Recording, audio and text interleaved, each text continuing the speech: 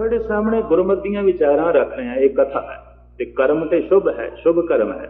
ਔਰ ਇਸ ਗੱਲ ਦਾ ਮੈਨੂੰ ਮਾਣ ਵੀ ਬੜਾ ਰਿਹਾ ਹੈ ਕਿ ਪਾਤਸ਼ਾਹ ਸਵੇਰੇ ਸ਼ਾਮ ਤੇਰੀ ਸੰਗਤਾਂ ਦੇ ਦਰਸ਼ਨ ਕਰਦੇ ਹਾਂ, ਤੇਰੀ ਗੱਲ ਸੁਣਾਉਂਦੇ ਹਾਂ, ਤੇ ਹੁਣ ਤੂੰ ਸਾਨੂੰ ਨਹੀਂ ਬਖਸ਼ੇਂਗਾ ਤੇ ਹੋਰ ਕਿਸ ਨੂੰ ਬਖਸ਼ੇਂਗਾ। ਇਸ ਤਰ੍ਹਾਂ ਦਾ ਮਾਣ 2-4 ਸਾਲ ਮੇਰੇ ਦਿਲ ਦਿਮਾਗ ਵਿੱਚ ਰਿਹਾ। ਔਰ ਮੈਂ ਇਸ ਗੱਲ ਨਾਲ ਆਪਣੇ ਦਿਲ ਨੂੰ ਤਸੱਲੀ ਦੇ ਦਿੱਤੀ ਸੀ ਵੀ ਸਵੇਰੇ ਸੰਗਤਾਂ ਦੇ ਦਰਸ਼ਨ, ਸ਼ਾਮੀ ਸੰਗਤਾਂ ਦੇ ਦਰਸ਼ਨ, ਗੁਰੂ ਦੀ ਗੱਲ ਸੁਣਾਉਂਦੇ ਹਾਂ, ਗੁਰਬਾਣੀ ਸੁਣਾਉਂਦੇ ਹਾਂ, ਬਾਬਾ ਹੁਣ ਸਾਨੂੰ ਨਹੀਂ ਬਖਸ਼ੇਗਾ ਔਰ ਕਿਸ ਨੂੰ ਬਖਸ਼ੇਗਾ। ਗੁਰੂ ਗ੍ਰੰਥ ਸਾਹਿਬ ਜੀ ਮਹਾਰਾਜ ਦੀ ਬਾਣੀ ਦਾ ਪਾਠ ਕਰਦਿਆਂ ਕੁਝ ਪੰਕਤੀਆਂ ਸਾਹਮਣੇ ਆਈਆਂ, ਉਹਨਾਂ ਨੇ ਮੇਰੇ ਬੜੇ ਹੋਏ ਮਾਣ ਨੂੰ ਚਿਕਨਾਚੂਰ ਕਰ ਦਿੱਤਾ।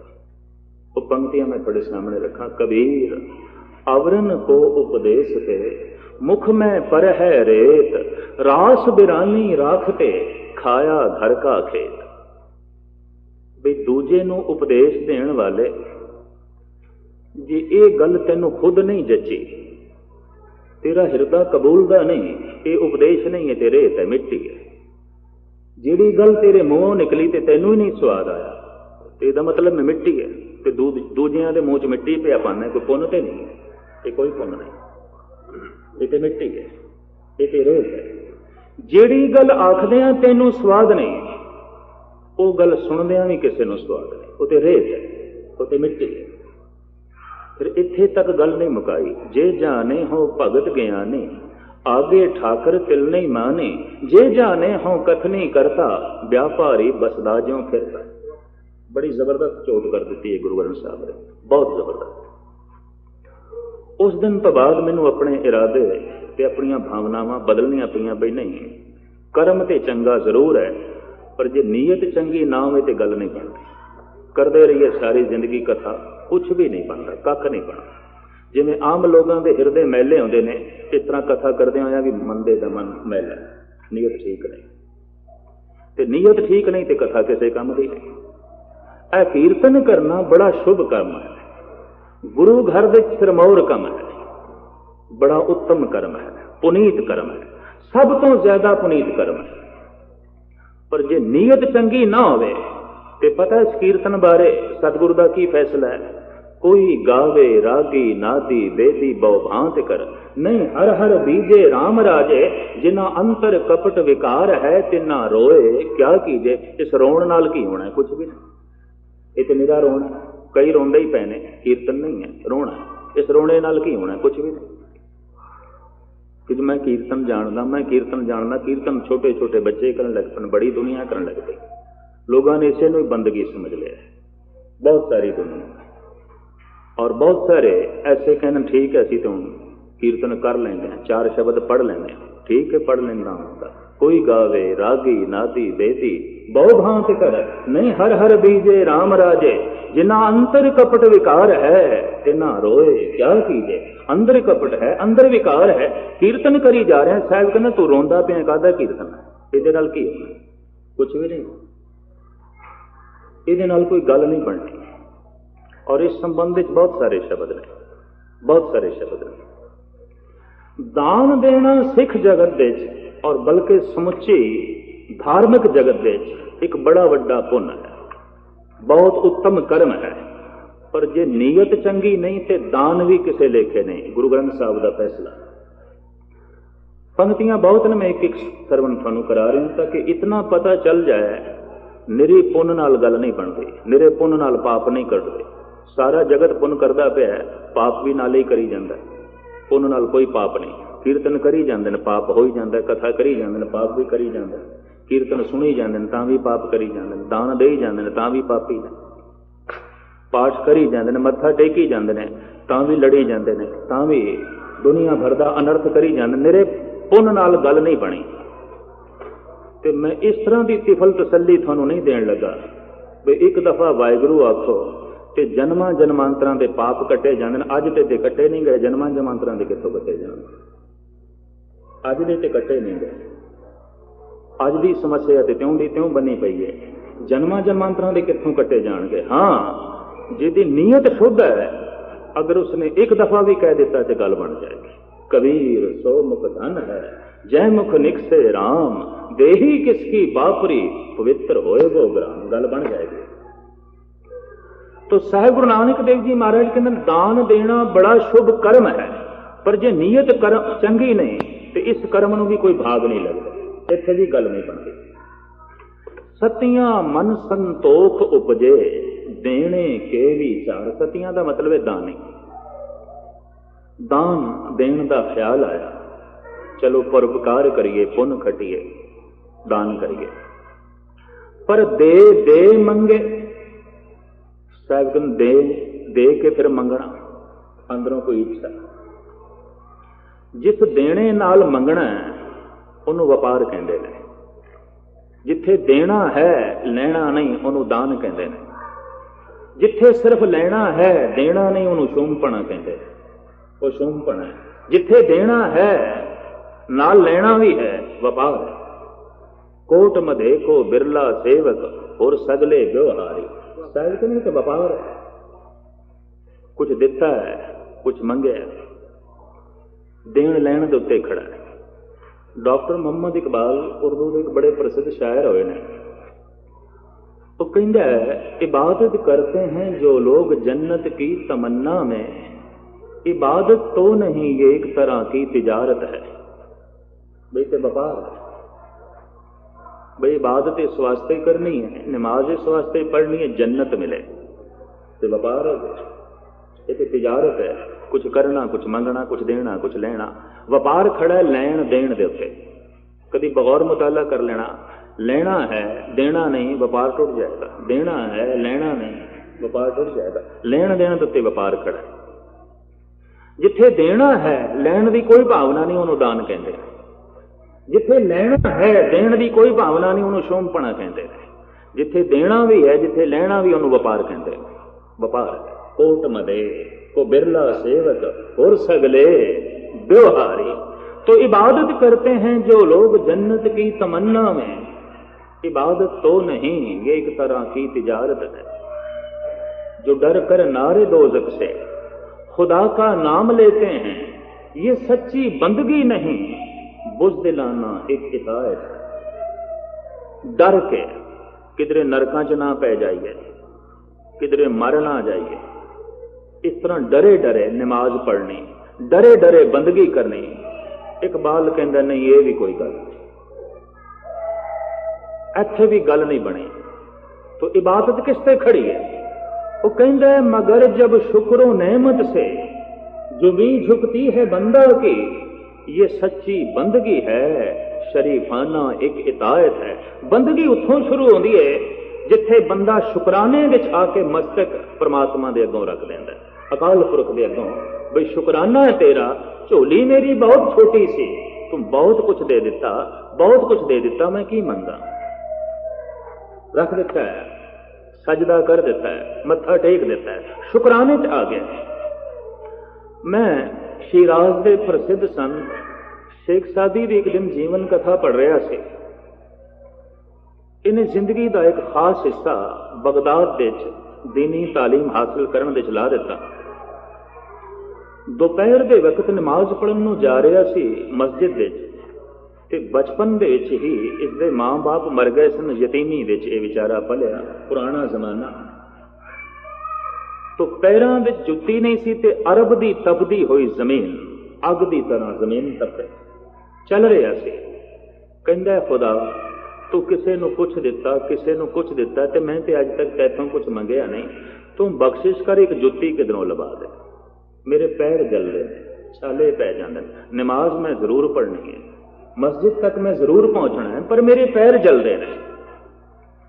कहते इस तरह की दुआ करदा करदा जो मस्जिद दीयां सीढ़ियां दे कोल पहुंचे है ते की देंदा देखदा है सीढ़ियां दे उपर एक ऐसा बंदा चढ़न की कोशिश कर रहा सी जिहदियां दोवें लत्तां ही नहीं सन। हाथ जुड़ गए उससे शेख सादी दे।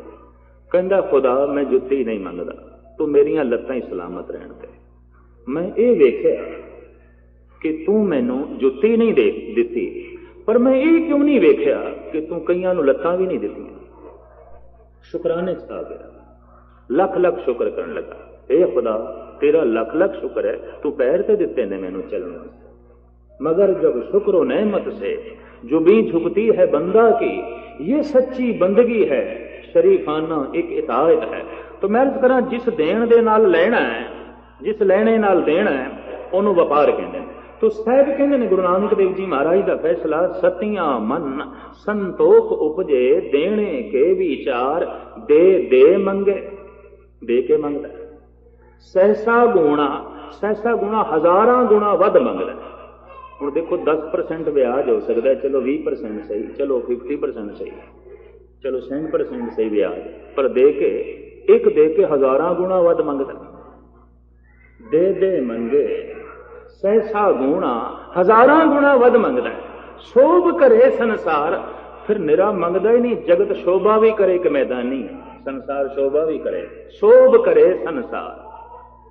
सतगुरु की यह पंक्ति ਇਹਦਾ ਪ੍ਰਤੱਖ ਨਮੂਨਾ ਇੱਕ ਦਿਨ ਮੈਂ ਪਟਨਾ ਸਾਹਿਬ ਵੇਖਿਆ। ਸੰਧਿਆ ਦੇ ਵਕਤ ਮੈਂ ਨਿਸ਼ਾਨ ਸਾਹਿਬ ਕੋਲ ਬੈਠਾ ਹੋਇਆ ਸੀ, ਰਹਿਰਾਸ ਸਾਹਿਬ ਦਾ ਪਾਠ ਹੋ ਰਿਹਾ ਸੀ। ਇੱਕ ਬਿਰਧ ਬਾਬਾ ਕਿਧਰੋਂ ਆਇਆ, ਉਹਦੇ ਕੋਲ ਸਮਾਨ ਸੀ, ਉਹਨੇ ਬਰਾਂਡੇ 'ਚ ਰੱਖਿਆ ਤੇ ਅੱਗੋਂ ਜਿਹੜਾ ਫਰਸ਼ ਬਣਿਆ ਹੋਇਆ ਸੰਗੇ ਮਰਮਰ ਦਾ ਤਖਤ ਸਾਹਿਬ ਤੇ, ਉੱਥੇ ਕੁਝ ਟੋਲੇ ਪਿਆ, ਲੱਭੇ ਪਿਆ। ਬਾਰ-ਬਾਰ ਮੇਰਾ ਧਿਆਨ ਉਸ ਤੇ ਜਾਵੇ कि मैं सोचा भी बार बार ध्यान जाता पे, चलो पूछ लीए दे कोलों की लभदा पे। मैं सुभावक पूछ लिया, मैं कि बाबा की गवाच गया, काफ़ी देर दे लभदे पे हो।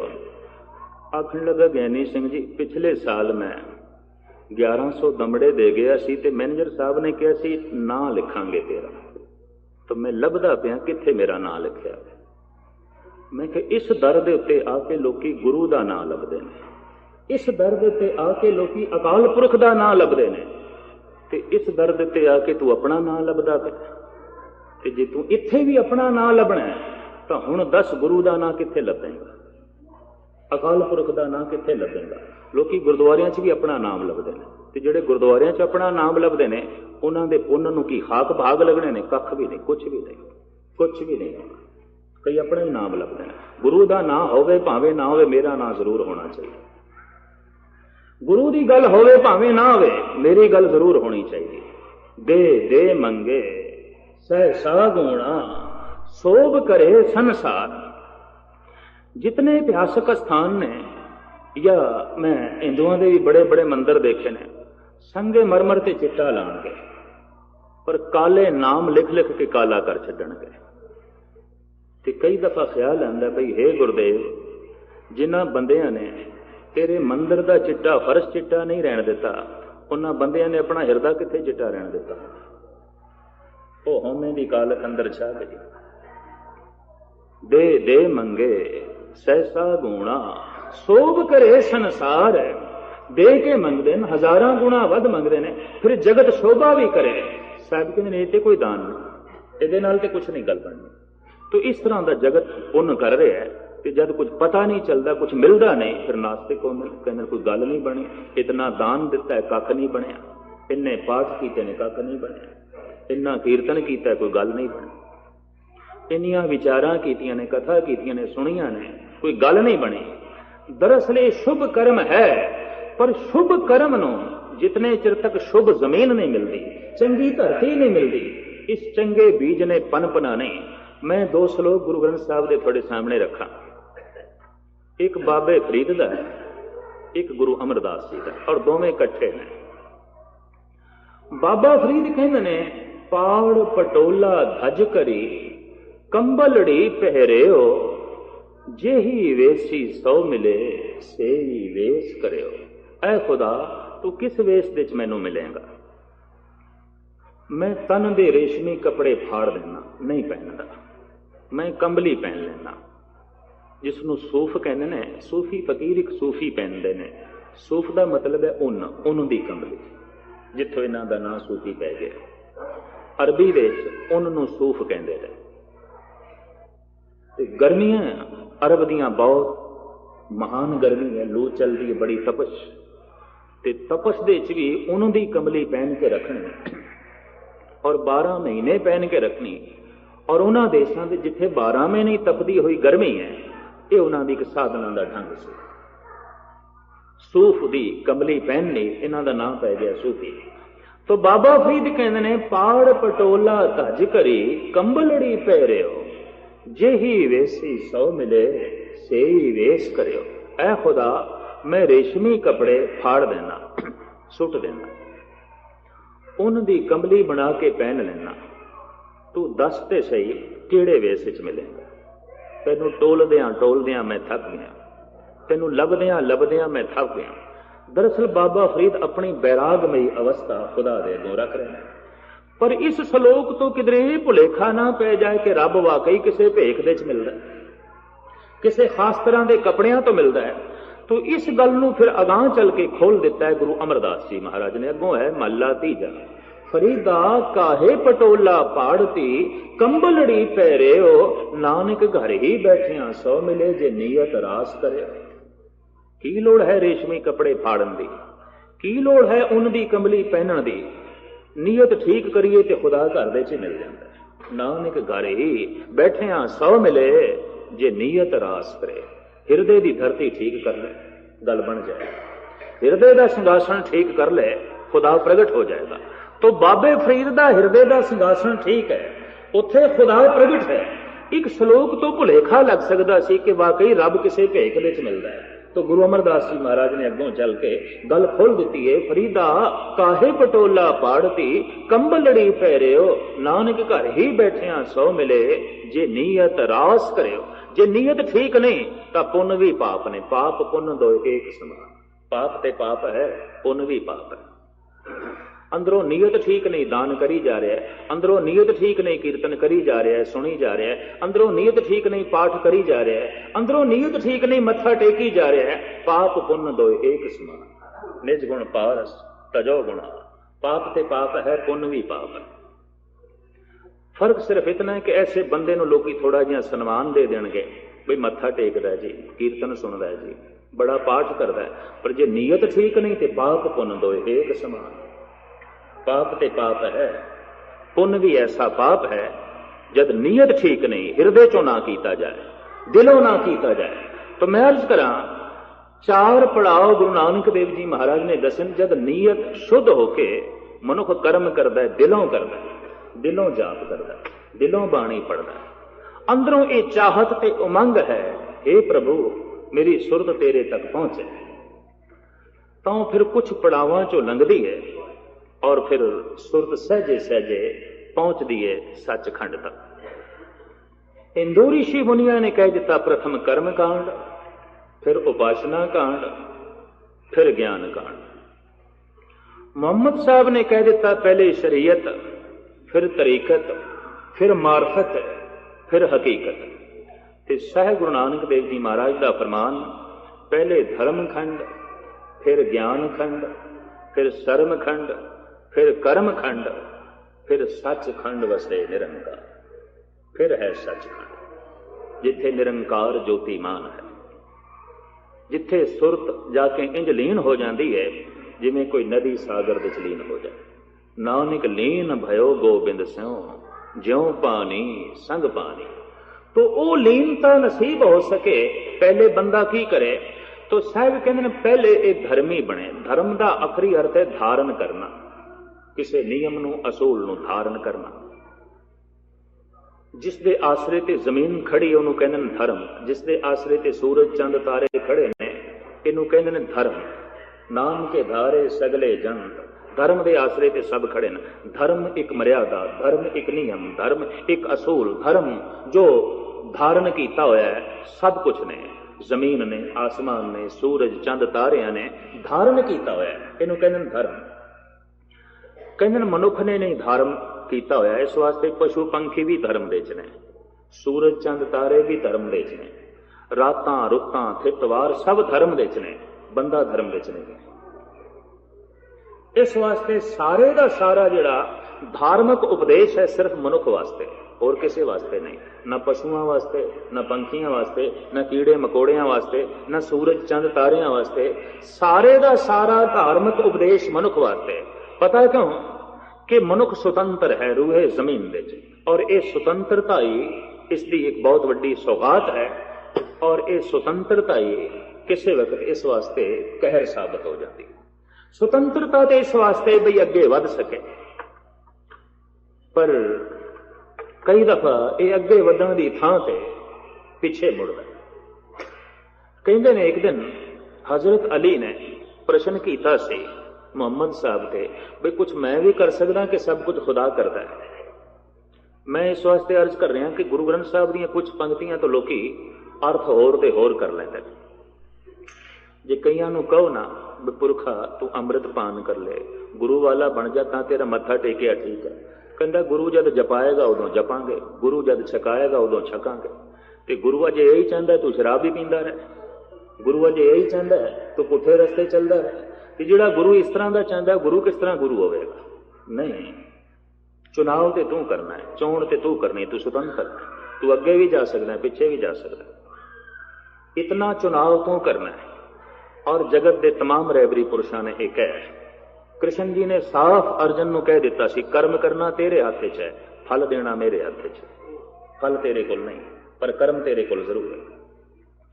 हजरत अली ने पूछ लिया सी मुहम्मद साहब को भाई सब कुछ खुदा करता है या कुछ मैं भी करदा? उन्हां दे समझाउण दा ढंग बड़ा प्रत्यक्ष प्रमाण दे राही सी। खड़ा सी हजरत अली, दामाद सी मुहम्मद साहब दा। ते मुहम्मद साहब सुभावक कहंदे ने अली तू जमीन तो अपना एक पैर चुक ले। बेचारा एक पैर ते खड़ा हो गया, एक लत चुक ले।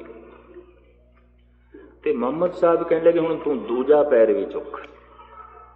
ते अली कहने लगे ये तो नहीं आउण लगा, मैं जमीन तो एक पैर ते चुक सकदा, दोवें नहीं चुक सकदा। किहड़ा पैर तू जमीन तो चुके है? बायां पैर में चुके है। तो मोहम्मद साहब कहने लगे जे तू दायां पैर चुके तो फिर हुण तैनूं की करना होवेगा? बई बायां पैर मैनूं रखना पेगा। बई पहले तू दायां पैर भी जमीन तो चुक सकदा सी ना, इतनी तैनूं खुल ते सी। हाँ इतनी मैनूं खुल सी, हुण नहीं है खुल। इतनी स्वतंत्रता तेरे कोल है, एक पैर तू जमीन तो चुक सकदा है, दोवें नहीं। इतनी खुल तेरे कोल है, तू कर्म कर सकदा है, चंगा या माड़ा तेनों खुल है। पर ओदा जिहड़ा फल है वो तेरे हाथ च नहीं, उतों पतंतर है।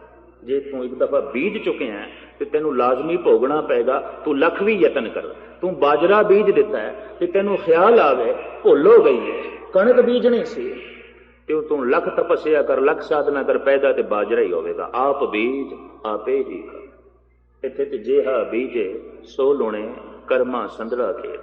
तू बीज चुके हैं ते फिर आंखें भुल हो गई है, गलती हो गई है, ये मैं नहीं बीजना सी। ये ठीक है तू भुल नूं सुधार, पर जिहड़ा बीज है वो तो वड्ड। तो कई दफा बंदा जप भी करदा पिया हुंदा, तप भी करदा पिया हुंदा, दुख आ जांदे ने ते बंदा बेचैन हुंदा भी रब जिहड़ा बड़ा अन्यायकारी है, असीं सब कुछ करदे हां ते दुख है भी पुरखा कणक ते तू अज बीजीए ते जिहड़ा पहले दा बाजरा बीजिया वो कौन वड्डेगा? वो भी ते तू वड्डना, वो किसने वड्डना? आप बीज आपे ही खा, ते जेहा बीजे सो लुणे कर्मा संदड़ा खेत। तेनू जमीन दे दी है, तेरी मर्जी है तू की बीजना है, ये तेरी मर्जी है। इतनी चोण तू करनी है, इतना चुनाव तू करना है, इतनी स्वतंत्रता परमात्मा ने तैनू दी है।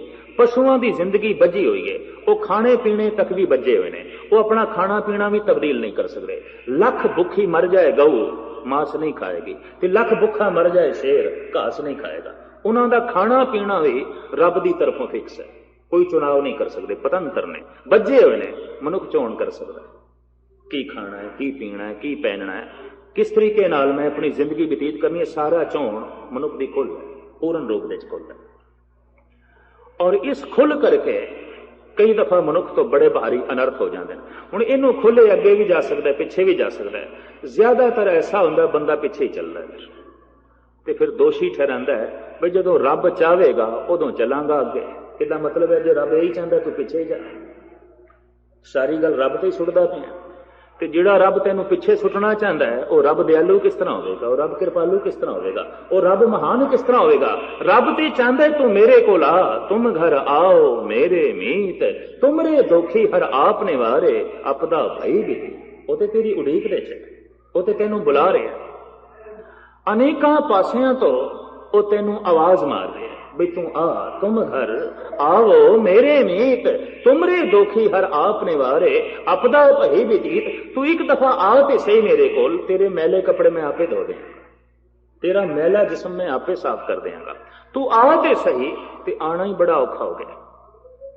एक कहता हुण पहले मेरे कपड़े साफ हो जान, पहला मैं अपना जिस्म साफ कर लवां, फिर मैं जाना है। फिर जान की लोड़ ही की, तू हुणे ही चल। जिहो जिहां दा है हुणे ही चल पै, जिहो जिहां दा तेरा मन है, जिहो जिहां दे इस वक्त तेरे कर्म ने, हुणे तो निर्णय कर ले, इत्थों ही चलना है। जिथे खड़ा बंदा यात्रा तो इत्थों ही शुरू होनी है, और कित्थों यात्रा शुरू होनी है। पर कहता नहीं, जदों हुण रब चाहेगा। मैं ऐसा देखिया जिहड़ा शुभ काम है, करीबन करीबन बंदा इसनूं मलतवी करदा है, कल ते सुटदा है, कल ते जब कल ते ही सुटिया तो मनुख की जिंदगी च कल आउंदा कित्थे, कतई नहीं आउंदा। इस वास्ते शुभ कर्मां तो करीबन करीबन मनुख बच जाता है। तो फिर बहाना यही जदों रब चाहेगा।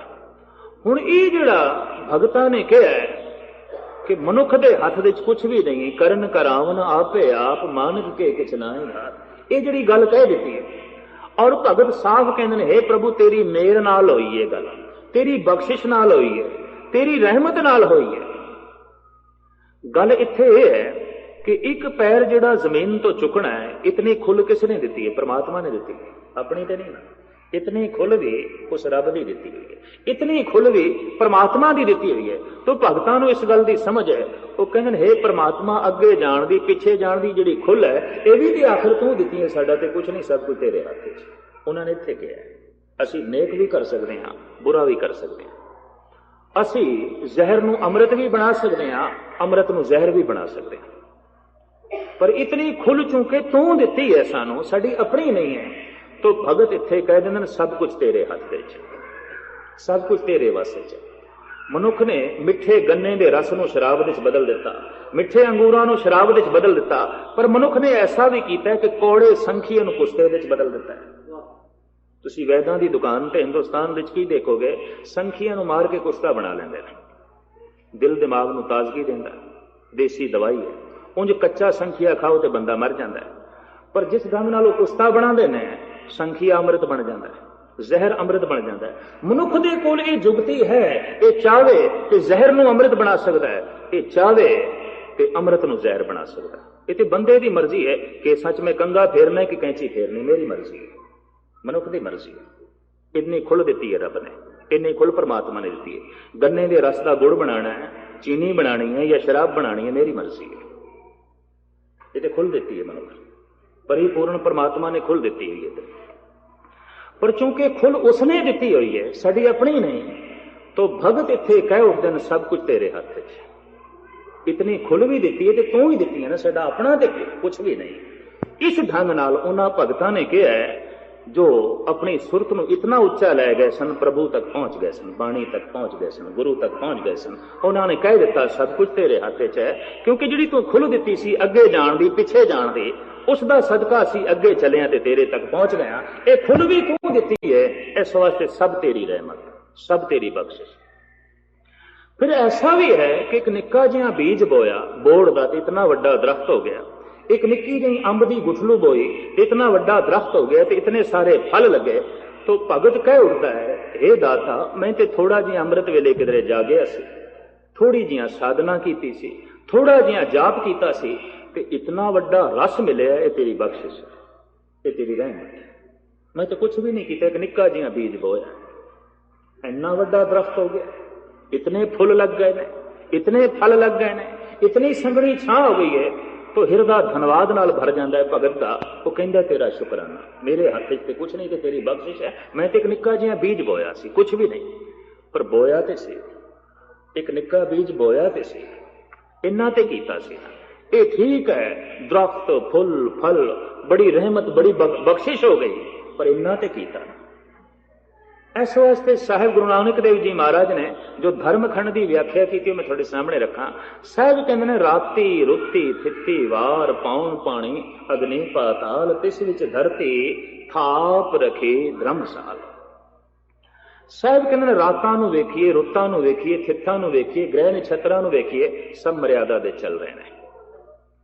सारी दुनिया विच ट्रैफिक के रूल तो बकायदा मौजूद ने, पर सारी दुनिया च किसी न किसी रूप में एक्सीडेंट होंदे ने।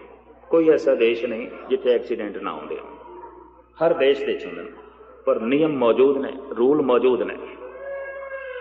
ऊपर थोड़ी जी झात मारिए, अरबां खरबां ग्रह नक्षत्र तारे स्याहे, और इतनी तेज गति नाल चल रहे ने कई, आवाज तो भी तिखे। मजाल है किधरे टकराव हो, मजाल है किधरे कोई एक्सीडेंट होवे, कोई तारियां नाल ग्रह नक्षत्रां नाल आपस विच रोज कोई टकराव हो रहा होवे।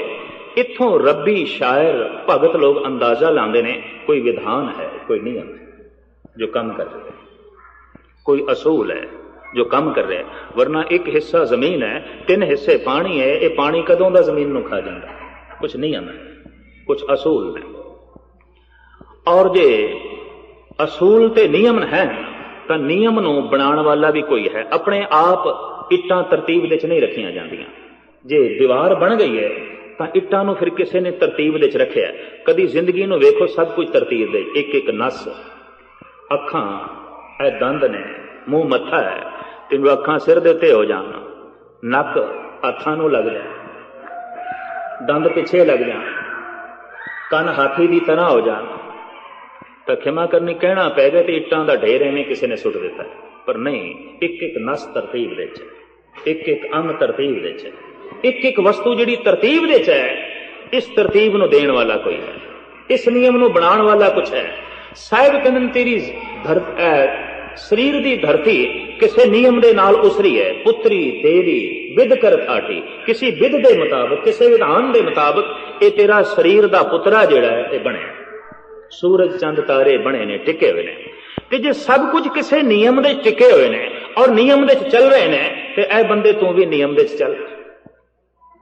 सूरज चंद तारे ते नियम दे चलन, दरिया भी नियम दे चलन, सागर भी नियम दे होवे, ग्रह नक्षत्र भी नियम दे होवे, रात ते दिन भी अपने नियम दे चले, ते ऐ बंदे तू बेनियमा होवे, तेरा कोई नियम ना होवे, ना खाण दा, ना पीण दा, ना उठण दा, ना बैठण दा, ना सौण दा, ना जागण दा, सब कुछ बेतरतीब होवे।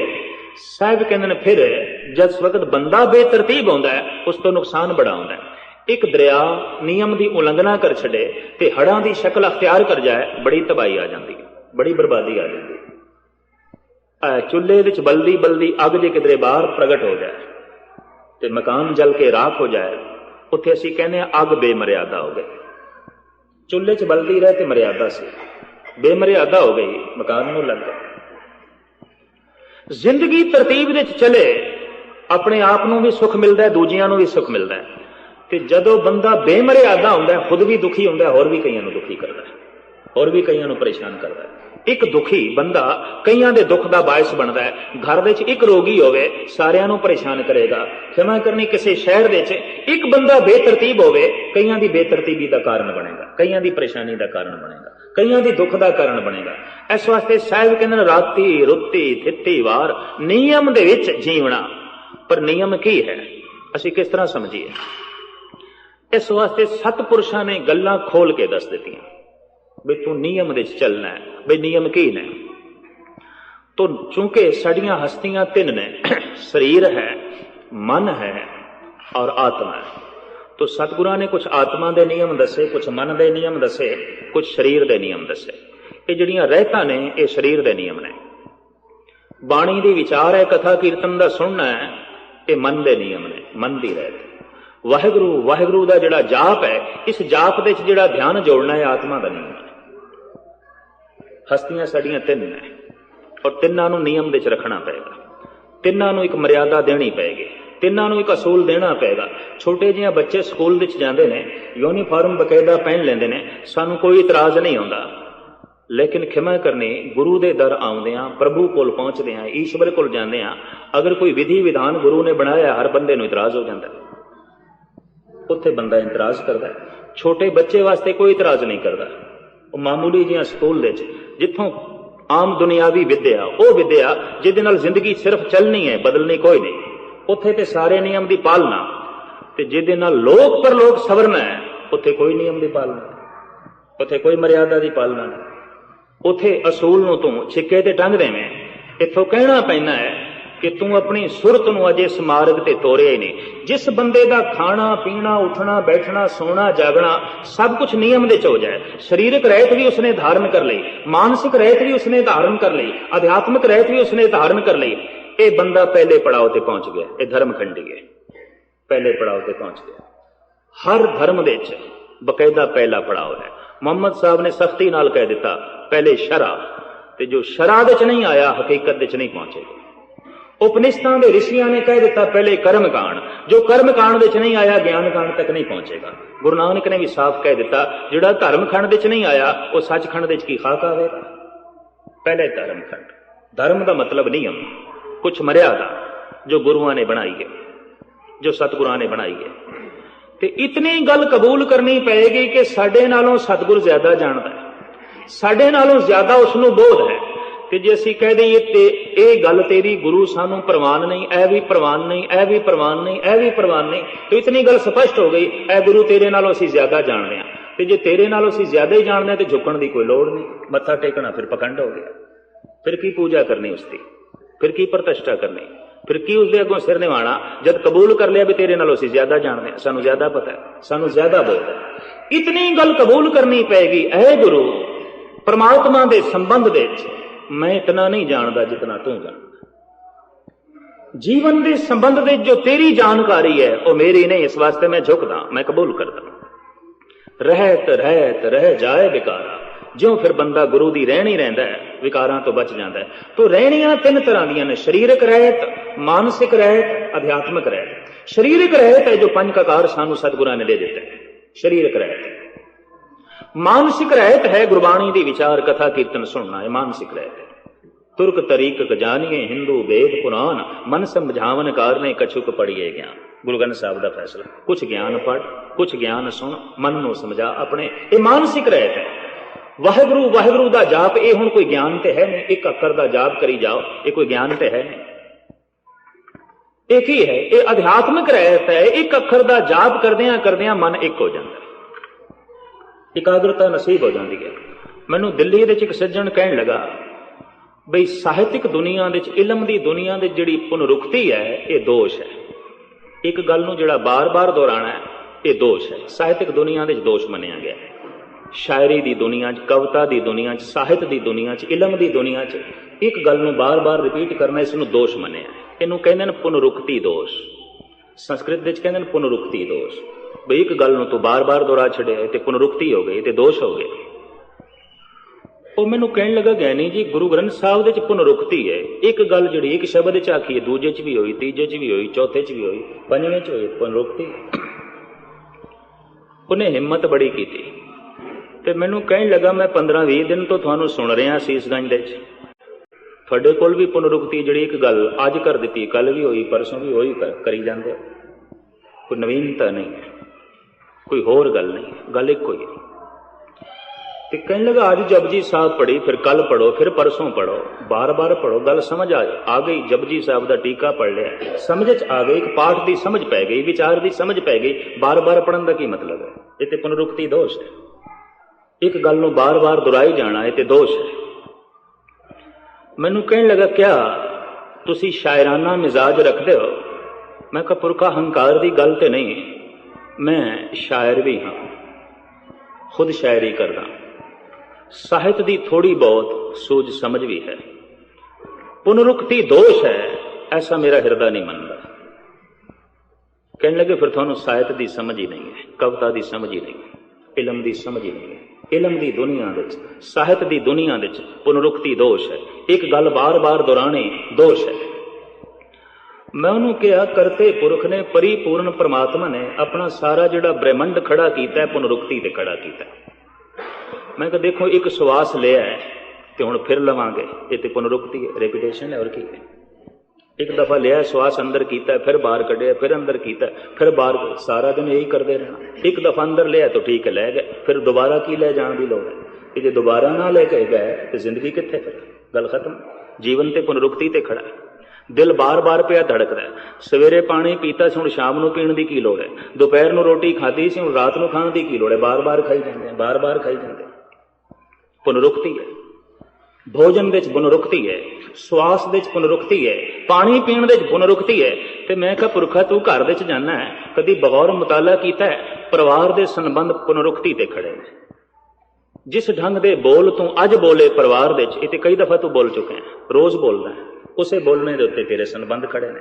ਬੋਲਣਾ ਹੀ ਛੱਡ ਦੇ। ਕੋਈ ਨਵੀਂ ਗੱਲ ਕਰਦਾ ਹੈ ਤੂੰ, ਬੱਚਿਆਂ ਨਾਲ, ਪਤਨੀ ਨਾਲ ਕੋਈ ਨਵੀਂ ਗੱਲ ਕਰਦਾ, ਪੁਰਾਣੀ सैकड़े दफा कर चुके हैं। एक बचन अज की बनया, अज तू बहुत अच्छा बनाया, अज तू बहुत अच्छी लगदी है, इस तरह दी गल्लां तू हजारां दफा कर चुके हैं, कोई अज ये पुनरुक्ति है। मैनू कहण लगे इस ढंग नाल भी तुसीं सोचदे हो, ते मैं कि जगत नूं निरा तू मूर्ख ही समझ लिया। साहिब श्री गुरु नानक देव जी महाराज ने एक गल नूं बार बार जिहड़ा दोहराना है इहदे ते बड़ा जोर दिता है। जाप का मतलब एक गल नूं बार बार दोहराना है, उतने चिर तक दोहराई जाना है जितने चिर तक उसका रूप तू ना हो जाए। पुनरुक्ति दे सारी गल करिए, बार बार श्वास ले रहे हैं, बार बार नब्ज चल रही है, बार बार दिल धड़क रहा है, बार बार रोटी खा रहे हैं, बार बार पानी पी रहे हैं, बार बार वही गल्लां परिवार दे नाल बोल रहे हैं ताकि फिर संबंध जो है जुड़े रहें। बार बार जपजी साहब इस वास्ते पढ़नी है ताकि जपजी साहब का रूप हो जाए। बार बार सुखमनी साहब इस वास्ते पढ़नी है सुखमनी साहब का रूप हो जाइए। बार बार वाहिगुरु वाहिगुरु इस वास्ते ही रटन करना है ताकि वाहिगुरु का रूप हो जाइए। संसार ते सारा पुनरुक्ति ते खड़ा है। अज सवेरे सूरज चढ़िया, दिन होया, कल फिर दिन होगा। अज रात आई है, कल फिर आएगी, पुनरुक्ति है। एक दफा रात आई है तो बार बार आने की की लोड़ है, एक दफा दिन होया है तो बार बार फिर दिन होने की लोड़ है। तो पुनरुक्ति दे खड़े, सब कुछ पुनरुक्ति ते खड़ा। सागर तो बदल उठते हैं, बरखा होती है तो बरखा हो के पानी फिर सागर की तरफ, पुनरुक्ति है। कभी बगौर मुताला करिए, मुड़ मुड़ के एक कम हो रहे, बार बार हो रहे। और साहिब श्री गुरु नानक देव जी महाराज एक शब्द जिहड़ी गल करते हैं वाकई दूजे च भी हुई है, तीजे च भी हुई है, चौथे च भी हुई है, पंजवें च हुई है। मूल गल इतनी है भी तू जाप करना है, मूल गल इतनी है तू नाम जपना है, मूल गल इतनी है कि तू शुभ कर्म करदे आया अपनी नीयत भी शुभ रखनी है। मूल गल इतनी है, बार बार आखी जाने, बार बार आखण का इतना मतलब है कि तू बार बार दोहरावें, और बार बार दोहरान का इस वास्ते मतलब है कि तू उस गल का रूप हो जाए, तू शब्द का रूप हो जाए, तू जाप का रूप हो जाए, तू परमात्मा का नाम बार बार इस वास्ते रटना है कि परमात्मा का रूप हो जाए, परमात्मा की होंद हो जाए, परमात्मा की तेरी अवस्था बन जाए, तां जाके गल बनेगी। जिंदगी सारी पुनरुक्ति ते खड़ी है, संसार सारा पुनरुक्ति ते खड़ा है। तो साहिब श्री गुरु नानक देव जी महाराज कहते हैं कि जिहड़ा बंदा जाप आरंभ कर देवे ते सरीरक रहत भी उसने रखी होवे, मानसिक रहत भी उसने रखी हुई। मानसिक रहते कि कुछ विचारदा भी होवे, मन समझावनकार ने कछुक पढ़िए ज्ञान। इस वास्ते प्राचीन समय चो गुरु घर दे विच इतिहासक वारता और कीर्तन इकट्ठा चले आ रहे। गुरु हरगोबिंद साहब जी महाराज ने ढागदी ਸਿੰਘਾਂ ਨੂੰ जन्म दिता भी इतिहास रात ਨੂੰ सुनाया करन, ताकि धर्म का, ऋषि मुनिया का, गुरु जैना का, भगतां का, शहीदां के इतिहास का भी पता चले, उस तो कुछ प्रेरणा मिले। शब्द की विचार भी होंदी रहे। भाई गुरदास जी ने प्रथा चलाई, कीर्तन होंदा रहा। गुरु नानक देव जी महाराज तो प्रथा चली, मन को समझाण, मन समझावनकार ने कछुक पढ़िए ज्ञान। पर किसे किसे थां ते मन विचार तो हीणा हो जाता है ते बंदा कुछ शख्सी रहत तो प्रेरणा लवे, कुछ केसां तो प्रेरणा लवे, कड़े तो प्रेरणा लवे, कंगे तो प्रेरणा लवे। इत्थे मोटे रूप ने दिखाई देंदे ने, इन्हां तो प्रेरणा लवे। तू किसे दा सिख है, किसी की दिती हुई रहत तेरे कोल है, ते जद रहत तेरे कोल है तो फिर तू गलत कदम ना चुक, गलत पासे ना जा। शरीर नू रोक इन्हां रहतां दे नाल, मन नू रोक शुभ विचार दे नाल, ते आत्मा नू लीन कर परमात्मा दे जाप दे नाल। शरीरक रहत, मानसिक रहत, अध्यात्मिक रहत। तो जिहड़ा इस तरीके दे नाल रहतिया हो जाता है, रहत रहत रह जाए बेकारा। साहिब कहना ऐसा बंदा धर्म खंडी है। ओदा उठना बैठना, सोना जागना, खाना पीना, हसना रोना सब कुछ संजम दे च, सब कुछ मर्यादा दे च। जाप उसका जारी है, जाप करदा पिया पर बेसंजमा होके नहीं, सब कुछ संजम दे च, सब कुछ तरतीब दे च। सब कुछ तरतीब दे च होंदे होया जो बाणी पढ़ रहा है, गुरुद्वारे आ रहा है, कथा कीर्तन सुन रहा है, जाप कर रहा है, साहिब कहते हैं ये धर्म खंड दे च। ये बंदा पहले पड़ाव ते हुण गुरुद्वारे आवे ते है बेसंजमा, झूठ भी बोलता है, शराब भी पी लेंदा है, और भी अनर्थ कर लेंदा है, कीर्तन सुनदा है, होर भी अनर्थ कर लेंदा है। ये पहले पड़ाते भी नहीं है। इतनी मैं अर्ज करूँ कि ठीक है भावें 40 साल तो गुरुद्वारे आ रहे हो, पहले पड़ाते भी नहीं। हर पड़ाव का अपना रस है, हर पड़ाव की अपनी गल है। तो साहिब कहते जब रातां रुतां थित्तां वारां सब कुछ मर्यादा दे च ने, ਤੂੰ ਕਿਉਂ ਬੇਮਰਿਆਦਾ ਹੁੰਦਾ, ਤੂੰ ਮਰਿਆਦਾ ਦੇ ਚੋ। ਮਰਿਆਦਾ ਵਿੱਚ ਹੋ ਕੇ ਜਦ ਬੰਦਾ ਨਾਮ ਜਪਦਾ ਹੈ ਤੇ ਫਿਰ ਪਹੁੰਚ ਜਾਂਦਾ ਹੈ ਅੱਗੇ ਕਿੱਥੇ? ਗਿਆਨ ਖੰਡ ਦੇ ਚ। ਗਿਆਨ ਖੰਡ ਦੇ ਚ ਜਿਹੜੀ ਤਸ਼ਰੀਹ ਗੁਰੂ ਨਾਨਕ ਦੇਵ ਜੀ ਮਹਾਰਾਜ ਨੇ ਕੀਤੀ ਹੈ ਉਹ ਮੈਂ ਕੱਲ ਤੁਹਾਡੇ ਸਾਹਮਣੇ ਰੱਖ ਦਿਆਂਗਾ, ਸਮਾਂ ਕਾਫੀ ਹੋ ਗਿਆ ਹੈ। ਇੱਕ ਇੱਕ ਖੰਡ ਉਸ ਦੇ ਚ ਗੁਰੂ ਨਾਨਕ ਦੇਵ ਜੀ ਮਹਾਰਾਜ ਨੇ ਕੁਝ ਰਾਜ਼ ਭਰੀਆਂ ਗੱਲਾਂ ਸਾਡੇ ਸਾਹਮਣੇ ਰੱਖੀਆਂ ਨੇ ਤੇ ਸਾਨੂੰ ਹੁਣ ਇਹਨਾਂ ਸ਼ਬਦਾਂ ਤੋਂ ਇਹ ਅੰਦਾਜ਼ਾ ਲਾਣਾ ਪਏਗਾ ਕਿ ਗੁਰੂ ਦੇ ਮਾਰਗ ਤੇ ਅਸੀਂ ਕਿੱਥੇ ਤੱਕ ਪਹੁੰਚੇ, ਕਿੱਥੇ ਤੱਕ ਪਹੁੰਚੇ। ਜੀ ਜ਼ਿੰਦਗੀ ਦੇ ਕਰਮ ਕੁਛ ਸੰਜਮ ਦੇ ਚ ਨੇ, ਨਿਯਮ ਦੇ ਚ ਨੇ। ਨਿਯਮ ਕਿਹੜੇ? ਜੋ ਗੁਰੂ ਨੇ ਦੱਸੇ ਨੇ। ਸਰੀਰਕ ਰਹਿਤ, ਮਾਨਸਿਕ ਰਹਿਤ, ਅਧਿਆਤਮਕ ਰਹਿਤ। ਇਹ ਬੰਦਾ ਧਰਮ ਖੰਡੀ ਹੈ, ਇਹ ਪਹਿਲੇ ਪੜਾਅ ਤੇ ਪਹੁੰਚ ਗਿਆ। ਕਮ ਸੇ ਕਮ ਇਸਨੇ ਗੁਰੂ ਦਾ ਹੁਕਮ ਤੇ ਮੰਨ ਲਿਆ, ਗੁਰੂ ਦਾ ਬਚਨ ਤੇ ਮੰਨ ਲਿਆ, ਗੁਰੂ ਦੀ ਗੱਲ ਤੇ ਮੰਨ ਲਈਏ। ਕਮ ਸੇ ਕਮ ਇਤਨਾ ਇਸਨੇ ਇਹ ਤੇ ਕਬੂਲ ਕਰ ਲਿਆ ਕਿ ਮੇਰੇ ਨਾਲੋਂ ਗੁਰੂ ਜ਼ਿਆਦਾ ਸਿਆਣਾ ਹੈ, ਮੇਰੇ ਨਾਲੋਂ ਜ਼ਿਆਦਾ ਜਾਣਦਾ ਹੈ। ਪ੍ਰਮਾਤਮਾ ਦੇ ਪੰਥ ਦੇ ਸੰਬੰਧ ਵਿੱਚ ਗੁਰੂ ਨੂੰ ਬਹੁਤ ਸਮਝ ਹੈ, ਬਹੁਤ ਸਮਝ ਹੈ। ਇਤਨਾ ਤੇ ਉਸਨੇ ਮੰਨ ਲਿਆ, ਇਤਨਾ ਉਸਨੇ ਮੰਨ ਲਿਆ ਹੈ।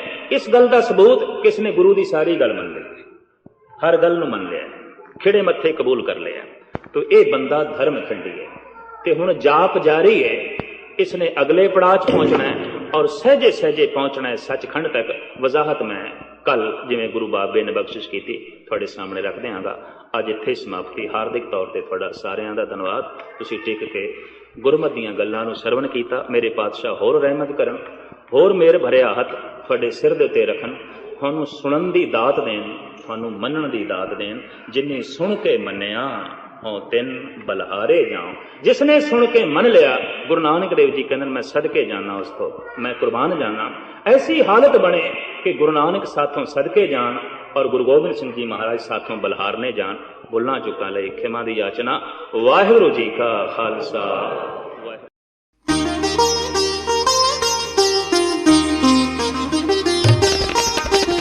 ਗਿਆਨ ਦਾ ਸਾਗਰ, ਗਿਆਨ ਦਾ ਸਾਗਰ, ਗਿਆਨ ਦਾ ਸਾਗਰ, ਗਿਆਨ